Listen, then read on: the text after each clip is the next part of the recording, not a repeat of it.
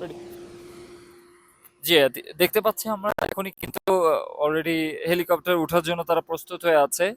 যে এনারা আজকে আমাদের ভিআইপি জয়রাইডটা নিচ্ছে। যেটা হচ্ছে আমরা ঢাকা এয়ারপোর্টেই আমরা টেক অফ করব এবং 15 মিনিটস ঘুরে ঢাকার আশেপাশে আবার এয়ারপোর্টেই ল্যান্ড করব।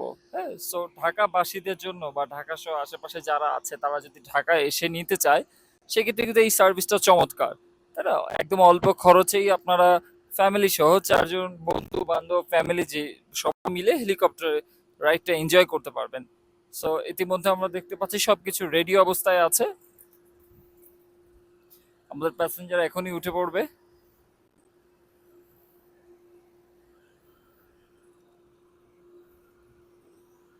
জি, অলরেডি প্যাসেঞ্জার উঠে পড়েছে। আমরা এখন নিরাপদ দূরত্বে সরে যাব।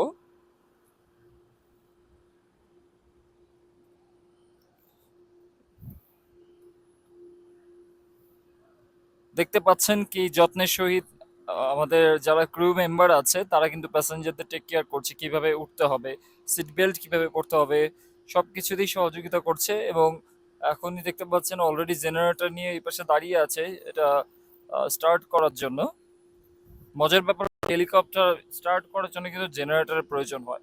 এমনিও অটোমেটিক ভাবেও হেলিকপ্টার স্টার্ট করা যায়, বাট অনেকক্ষণ লং টাইম যদি হেলিকপ্টার ওয়েট করে, সো তখন এটা স্টার্ট করার জন্য অবশ্যই জেনারেটরের প্রয়োজন হয়।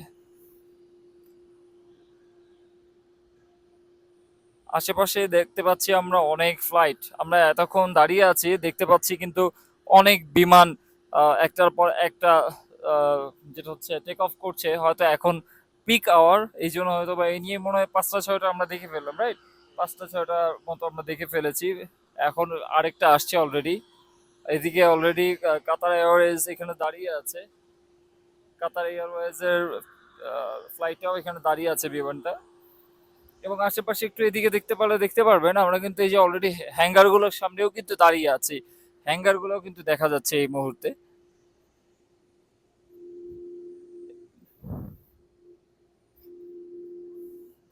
সবকিছু রেডি, এখনই আমরা ফ্লাইটের উদ্দেশ্যে যাচ্ছি।